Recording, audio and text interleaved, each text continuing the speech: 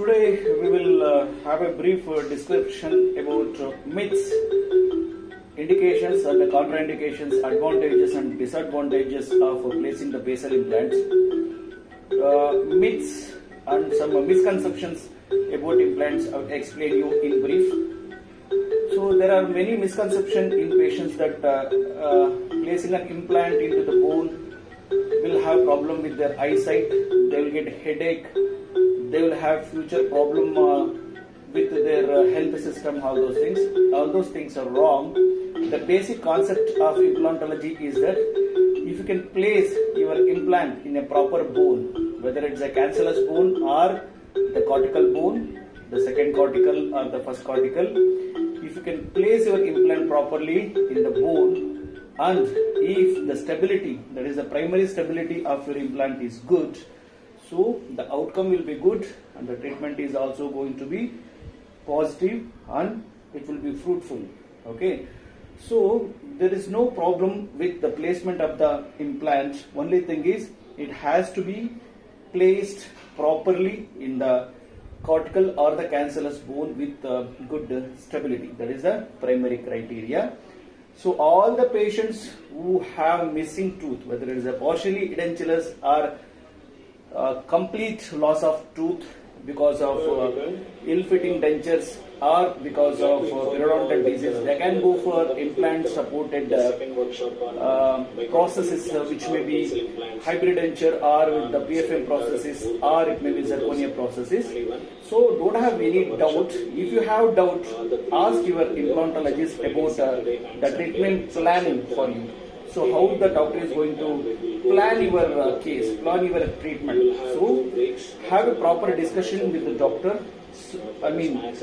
Explain your doubts to the doctor and clarify all your doubts and go ahead with the treatments. So no issues with the placement of the implant and the upcoming processes upon that. So if the implants are placed in the good bone, the processes will be good, and the patient also can use those processes for a longer period. They can bite on all kind of hard food also. So coming to advantages and disadvantages, I was a conventional implant practitioner before. Now also I do conventional implants sometimes. This is on 4 and on 6 depending upon the patient priorities about the treatment.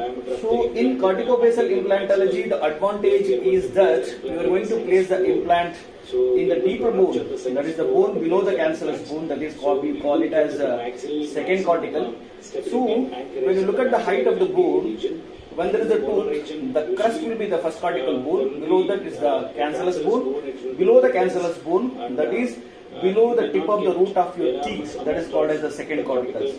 So usually in the anterior region of the maxilla and mandible, we engage the implant in these second corticals to get the primary stability. We have to engage it in the second corticals to get the primary stability in the nasal floor area as well as in the anterior mandible.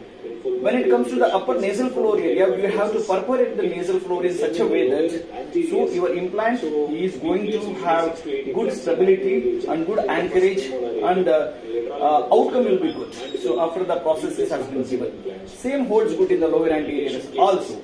When it comes to the posteriors, in the mandibular posterior region, since there is a presence of mandibular canal, you have to calculate the length from the crest till the superior border of the mandibular canal before placing the implant. You have to come to a conclusion looking at the CBCT and your OPG pictures that which length, which dia implant you are going to place, whether it's a conventional or basal. Okay. Usually in the molar area, in the lower molar area posterior region, I prefer compressive rough surface implants of length depending upon maybe 12 mm, 14 mm. If the length is good, I'll go with 16 mm also. And the dia usually, if the buccolingual width is more, if it is a 10 mm, 12 mm, 14 mm is there, I will always go with the bigger dia implant of 5.5, 6. If I get 6.5 also, I'm ready to place. So when it comes to the upper posterior region, so usually the bone here will be D3 kind of bone, and as well as you have to give consideration for the maxillary sinus. Okay, since the maxillary sinus is there, that is the bone below the floor of the maxillary sinus will be the less in the edentulous patients where there is an atrophy, and also in immediate extraction cases also you have to be careful. You have to measure the length from the crest till the floor of the maxillary sinus, and you have to place the implant. In corticobasal implantology, what we usually do is, if there is an atrophy, we leave the area between 1.5-1.6 area.